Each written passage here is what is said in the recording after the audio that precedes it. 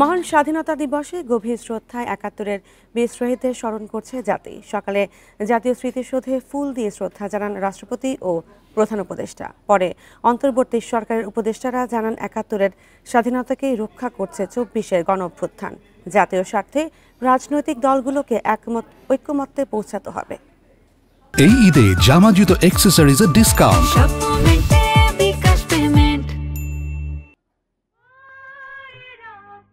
এক সাগর রক্তের বিনিময়ে এসেছে স্বাধীনতা। আত্মত্যাগে বলিয়ান জাতির মুক্তিকামী শ্রেষ্ঠ সন্তানদের গভীর শ্রদ্ধায় স্মরণ করছে জাতি।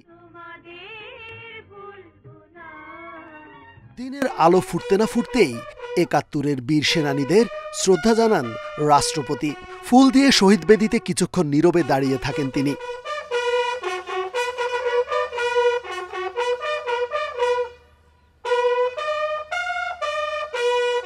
এরপর জাতীয় স্মৃতিসৌধে আসেন অন্তর্বর্তী সরকার প্রধান অধ্যাপক মোহাম্মদ ইউনূস। গভীর শ্রদ্ধায় স্মরণ করেন জাতির শ্রেষ্ঠ সন্তানদের।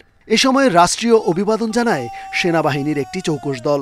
পরে দর্শনার্থী বইয়ে স্বাক্ষর করেন প্রধান উপদেষ্টা।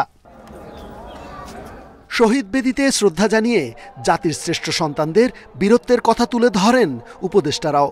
বলেন ৭১-এর স্বাধীনতাকেই রক্ষা করছে ২৪-এর গণ অভ্যুত্থান। জাতীয় স্বার্থে রাজনৈতিক দলগুলোকে ঐক্যমতে পৌঁছাতে হবে বলেও মনে করেন তারা। সবকিছুর ঊর্ধ্বে উঠে জাতীয় স্বার্থকেই প্রাধান্য দেবেন এবং তারা তো আরো অনেক বেশি অভিজ্ঞ আমাদের অনেকের চাইতে, তাই না? ফলে আমি মনে করি যে জনগণকে আস্থায় যদি আনতে হয় তাহলে যে সংস্কারগুলোর দাবি জনগণের থেকে উঠে সেগুলোর ক্ষেত্রে ঐক্যমতে না পৌঁছানোর কোনো সুযোগ নেই।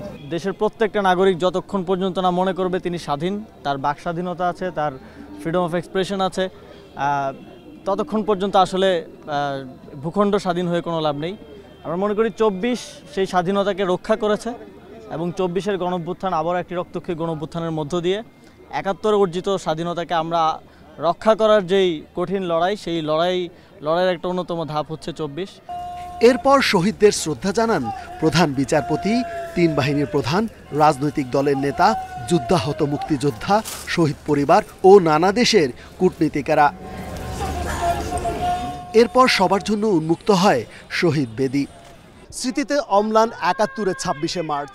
আজ প্রতিটি বাঙালির হৃদয়ে সেই আত্মত্যাগ আর গৌরবের কথাই স্মরণ করিয়ে দিচ্ছে।